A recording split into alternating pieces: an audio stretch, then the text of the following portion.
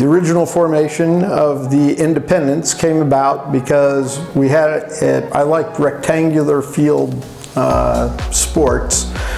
We had a lacrosse team, and I was having beers and hooligans downtown, and a couple people there had an idea to bring a soccer team here, and they actually had a little booklet that they had put together with a bunch of ideas for it and everything, and I was like, this is a great idea, we should actually do it. And so we started pursuing it from there. The brand was developed, remember that little booklet that I was telling you about? They actually had the name Independence chosen already, the supporters group did. The actual crafting of using Captain Jack and everything happened, I was walking back from a meeting downtown, and our offices used to be downtown, and was just walking, and they have the Captain Jack logos all over the sidewalks downtown, and I saw that and I was like, that's the logo, Captain Jack. So we dropped Captain Jack in there, and then there's a bunch of little things like the tribute to the lightning in the shadow and things like that that were added by other people that were just always tinkering with it, sort of like the process we're going through right now with the women's team. Just little things get added all the time. Well, I had been over to London and saw West Ham play at the old Boiling Ground with my family, and we really enjoyed that. And my son became a huge Hammers fan, and we were really just enjoying soccer at the time. And of course, that's back when you could start a USL team like Orlando did, or like Nashville did, or any of those. And if you had a good stadium spot picked out and had a good fan support, you could bring an MLS team to town. It didn't, at the time, it didn't require a big check. It just required some gumption. So we thought that would be a cool thing to do. It was awesome. I mean, there were so many fun people that I met in that process that helped us really, and went wherever we went. And the very first game, we were all the way up at UNCC, and there was a pretty cool sports bar right across the street there, and we went over there and the guys were chanting, and we had a great crowd, and it was really fun, and it was just a big community of people that really became good friends.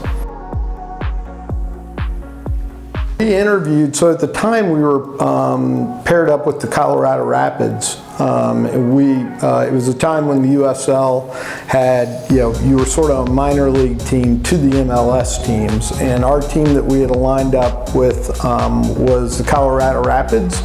The team president there was Tim Hinchy, and he and I worked together at the Bobcats back in the day, so we were friends and we wanted an excuse to get together. And the youth club north of the city at the time was already sponsored by the Rapids. So it made a lot of sense for us to do it that way, and they actually really helped me a ton. I didn't know much about soccer. I had chosen a lacrosse coach, so I had a little experience in figuring out how I wanted the locker room. Really is one of the only things. I don't get into any of the tactics or any of that stuff, or the sporting side, but I do think it's important to choose a coach that is committed to having a good locker room, which means you have to have good people. They have to understand that you have to win practice to start. Anyway, that was the coaching search. We interviewed a lot of really good people that ended up being coaches at other teams. And then Mike was my favorite that I met. You guys probably know me. I'm pretty easygoing. I think coaches need to be easygoing too. They have to be glasses half empty people. You can never be like, oh, that was a great game. You'd have to be like, no, we did 5 things wrong. But I think also it helps to be laid back about being glass half empty. Well, having Mike around for all these years, with the consistency is one of the keys. It's a process to make teams good. It's not a throw it all out there and it's awesome. The players have to get to know each other. They have to get to know the coaches. There's a system that gets put in, and the more that you play together, the better you get. And I think year over year, that works also with management. If there's something that doesn't go right, we don't sit there and knee-jerk and say, let's switch out the whole system. We just say, hey, what do we need to do to make that this much better for next time? And over time, you get good. I mean, we've been, for the last 5 years, we've had a championship team every year, championship caliber team. And that's all you can do is put out a championship caliber team, and then the way the ball bounces really dictates whether you win it or not. So. At the beginning, moving everywhere was really tough. My biggest thing, in fact, it was 6 months before we were supposed to kick a ball, and I called Jake Edwards, who is the president of the USL, and I said, I don't have a place to play. We can't play this season. And he's like, if you don't play, you don't have a team. So I was like, okay. But anyway, that was really challenging. The lacrosse team had played at American Legion Memorial, where we are now. And before it was redone, it was too narrow for a soccer field. In the corners, it only went to about 98 yards, and it just pinched in too hard. And we had to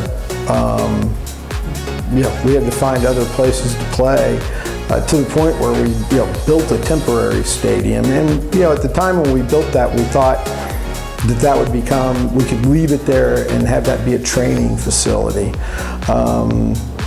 Eventually the county preferred that we move down to Matthews Sportsplex and make that our training facility. But I still think that Ramblewood would have made a great training facility. It's a really good location, and you never know, maybe something like that will pop up again. That would be a really cool place for a training facility.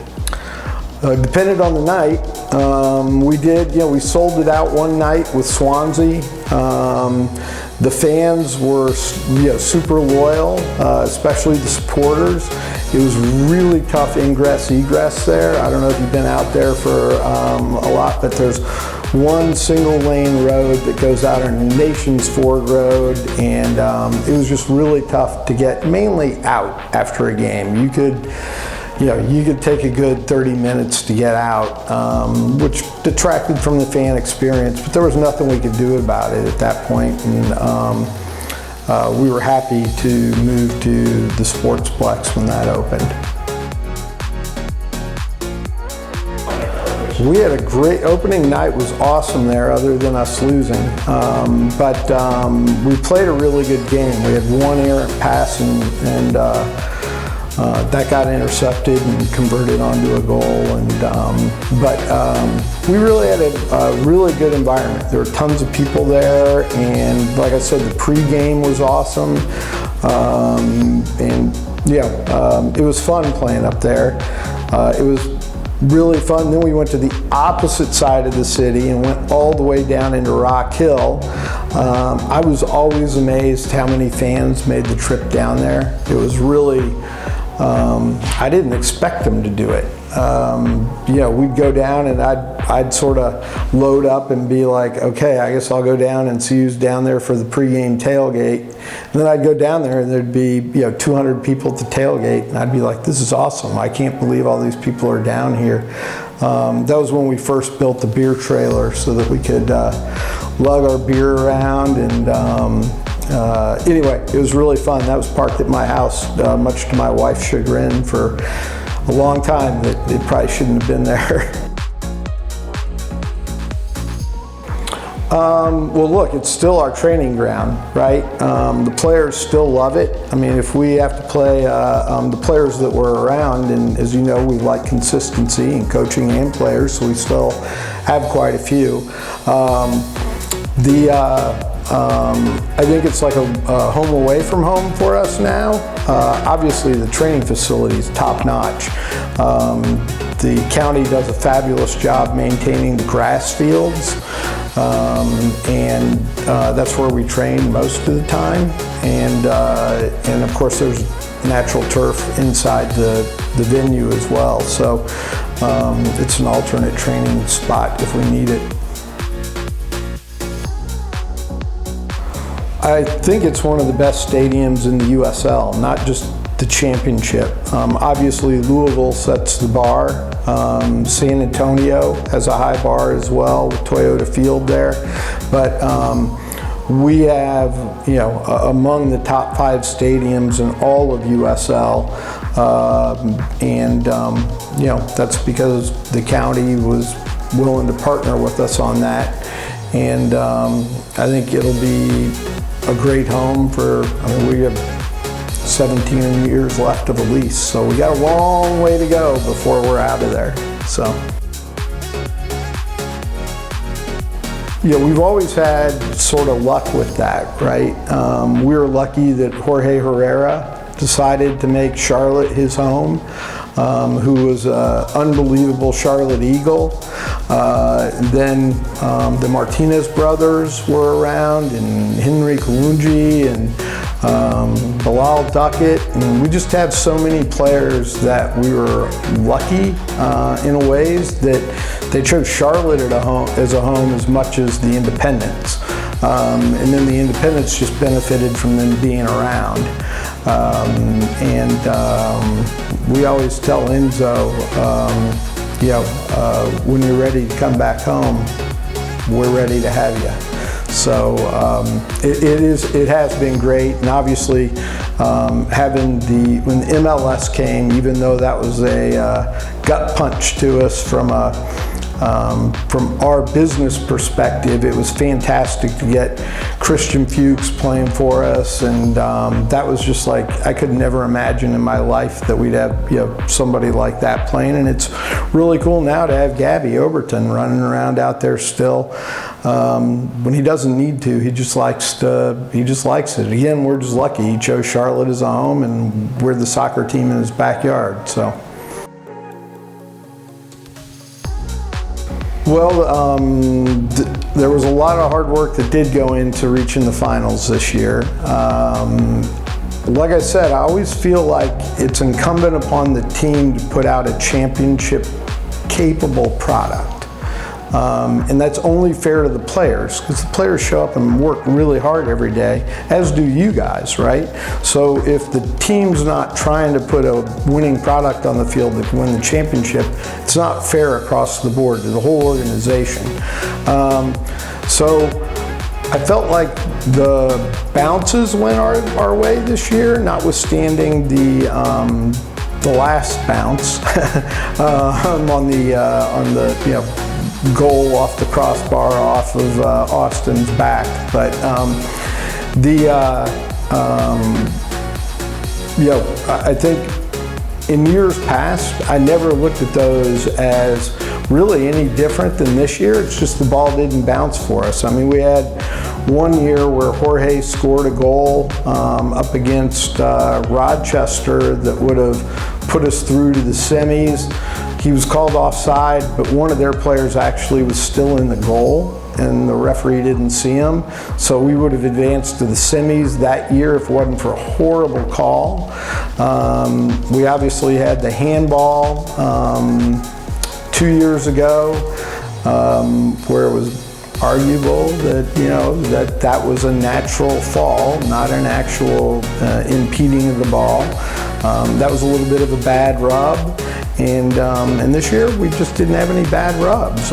We got hot at the right time and went through to the final, and played a great Omaha team. And you know, you could argue that they got a bad rub for that game. So I think if you go into each season and say, hey, we're going to be one of the top 4 teams, and if we can get through to the final, if the breaks go our way, we can win it. That's really all you can ask for. So the fan base this year, it was an interesting, I think it was an interesting progression as the season went along, because we started off sort of weak. If you remember, we didn't have a ton of people in the fan sections and all that, and it seemed like every game a few more people trickled into that fan section. And then frankly, Steve Malik, who's owner of the North Carolina team, and I were having a beer before the match, and he's like, you guys bought a lot of tickets. And then, I don't know if you guys remember, I was out on the field and ran without spilling my beer all the way across the field, and just toasted everybody over there. But we had a big crowd, and I hope that crowd shows up to kick us off for next season. I think it's the camaraderie. As far as games go, and I'm sure you guys have probably noticed, the memories that stand out most to me are hanging out with other people. And it could be even pre-game, it could be post-game, but during the matches, I get intense for me watching it, and don't really enjoy talking to people that much during the match. I'm watching the match. And then as soon as before the match and after the match, I love hanging out with people. That's my normal way to do things anyway. So those are my memories that stick with me the most, is just hanging out with people before the match or after the match. I am looking forward to winning a championship. Years ago, ever since I decided to be in sports, I always wanted to be part of a team that won a national championship. I haven't done that yet across all the teams I've worked for and all the different things I've done. And I think it'd be really special if I was involved as managing partner of a team that won a national championship. So I'd like our team to win a national championship.